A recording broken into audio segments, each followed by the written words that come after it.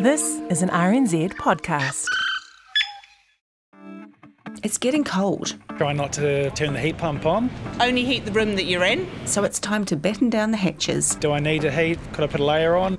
and keep that power bill as low as possible. Our house gets quite a bit of sun, so we don't really use our heat pump.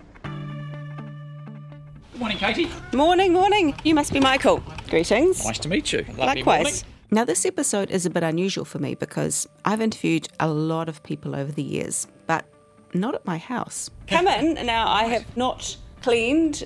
Don't worry about that. That looks lovely. And there's not usually a ladder involved. Okay, well, we'll start with the ceiling. So we'll just poke my head in there if I can.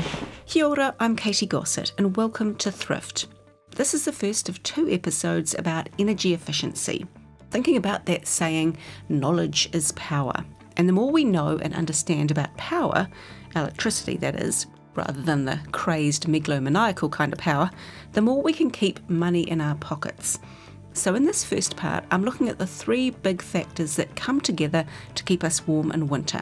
Insulation, ventilation and heating. Now, this is not rocket science. We all know this combination is important, but to make it work properly, we need to use the infrastructure we have at home. So I'm a bit nervous because my house is about to be assessed by Michael Begg, who's been in the energy efficiency business a long time. When I first started, I was one of the first energy advisors to qualify in New Zealand. Since then, he's worked in a whole range of organisations, South Power, ECAN, Community Energy Action. I suspect that there's not a lot that he doesn't know about energy efficiency. Katy, this little device is something that I recommend everybody picks one up at some stage.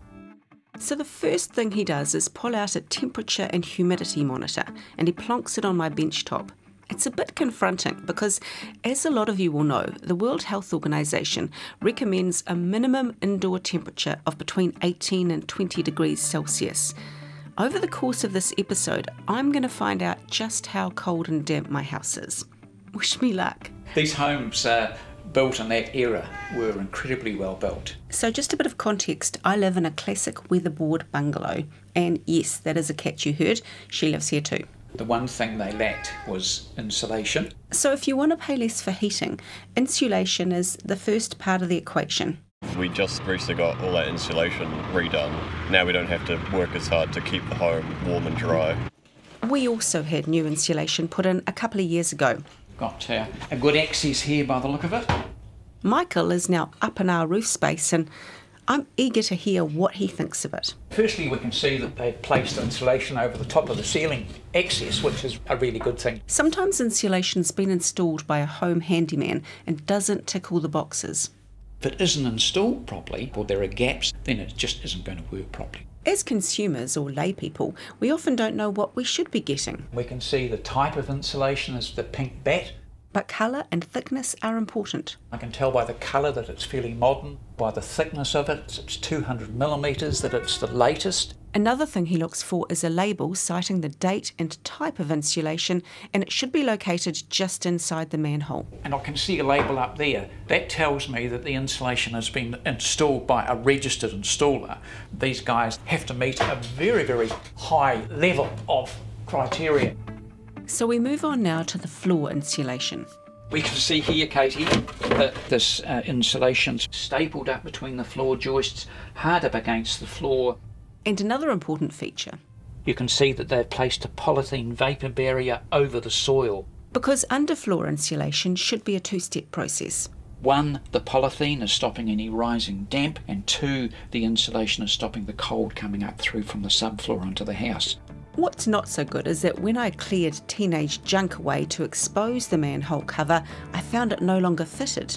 Wooden floors expand and shrink a bit, and you can see at the moment that that's not fitting in there properly. Now there's quite a cold wee draft comes up. In other words, if you're going to the expense of having insulation put in, make sure there aren't any gaps that could undermine it. Let's talk about windows now? Yes, yeah, we can, yep. Another insulation option for windows is double glazing. If people are considering this in older homes like mine, Michael thinks wooden window frames are a better bet than aluminium.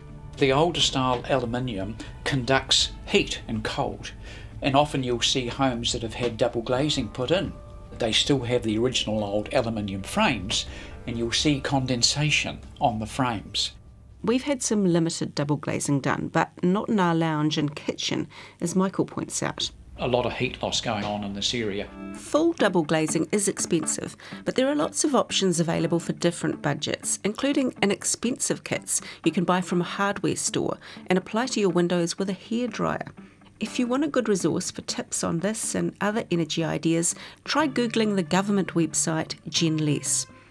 And now for the window insulation that most of us have. We've got thermal curtains and another curtain on top of that. Because insulation really is a multi-layered business. Insulation works by trapping a layer of air. Michael is now inspecting my curtains, which are fortunately lined. The benefit there is that when we close the curtain, that we're trapping another layer of air between the two layers of material. The only thing we do have here, I knew there was a but coming. you can see with these older style tracks, we've got a gap between the rail and the window. Now when this house was first built, Katy, it would have had a pelmet. Probably too young to remember pelmets. I love that he thinks I'm too young, but I was brought up in a house with pelmets, and a pelmet is a wooden frame that runs along the top of the curtain. They actually did a really good job, because when you close your curtain, you're trying to trap a layer of air between the curtain and the glass. But in a single glazed home, that layer of air gradually starts to cool. We know warm air rises, cold air drops. So as the air behind the curtain starts to cool, it drops, and because we've got this gap up here between the curtain rail and the window, all the warm air that's sitting up there is being drawn down to replace the cold air that's dropping out of the bottom. To get around that, you could go back to pelmets, or there is now a type of curtain track that fits the curtains flush to the wall. As for curtains themselves, there are now a number of curtain banks around New Zealand, and it's worth looking to see if one of them can help you. If you're a renter, the curtains are usually one thing you're allowed to change in a rental property.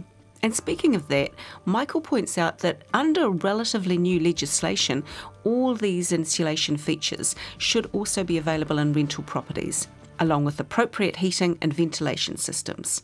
And that brings me to the second of the big three we're talking about, ventilation. On a dry day, leave windows and doors open. I always keep a window open just a little bit at night so that you don't get the condensation build up.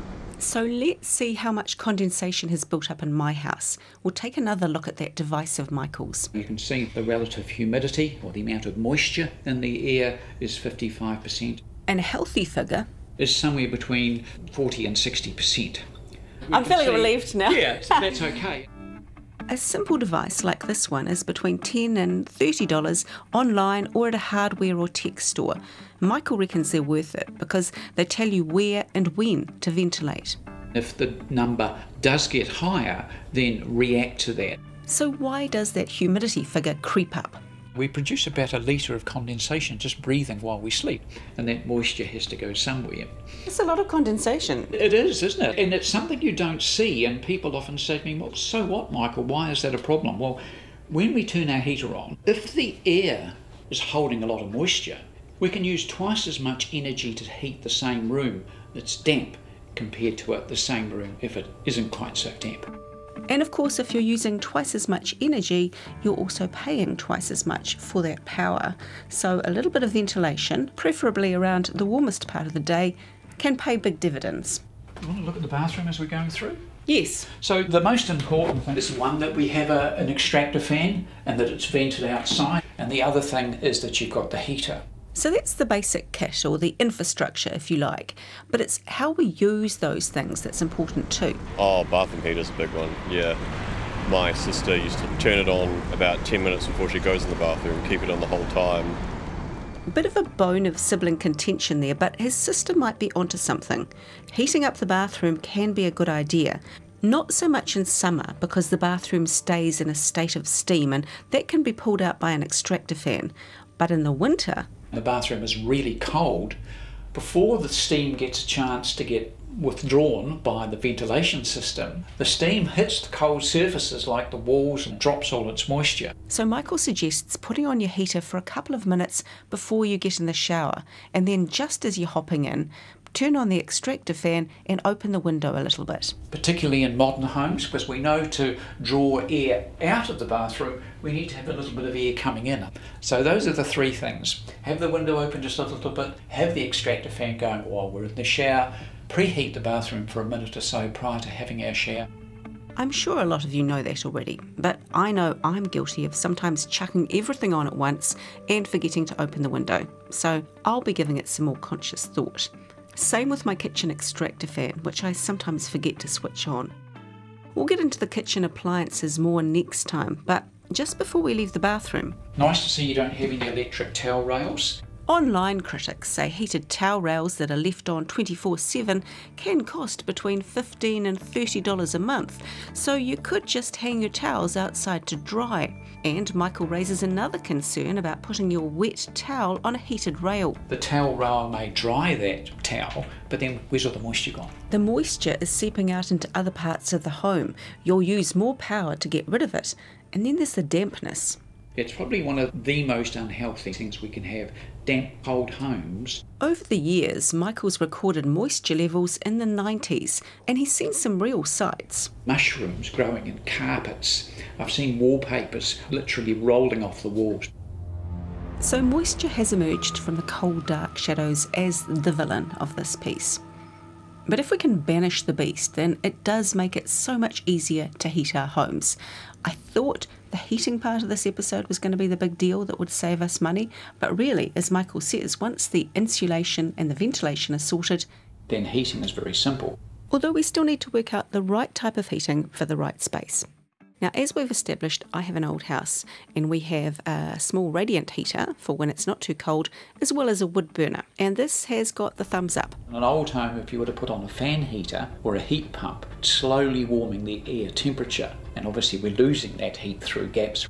If you're sitting in front of a radiant heater, as soon as you turn it on, you feel warm. That's because radiant heaters are essentially like the sun. If the sun was to come out, we'd feel warm straight away because radiant heat warms objects. So whether it's an electric one or a log burner, that's producing radiant heat. Heat pumps tend to be better for modern homes or old ones that have been substantially upgraded.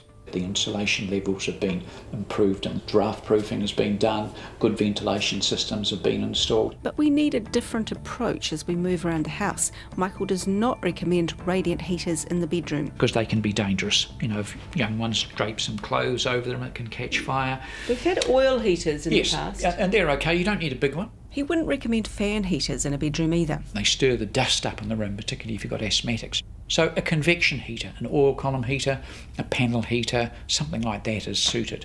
Certainly we should be pulling the curtain, especially on the north-facing windows. Because there is one form of radiant heating which is allowed in the bedroom.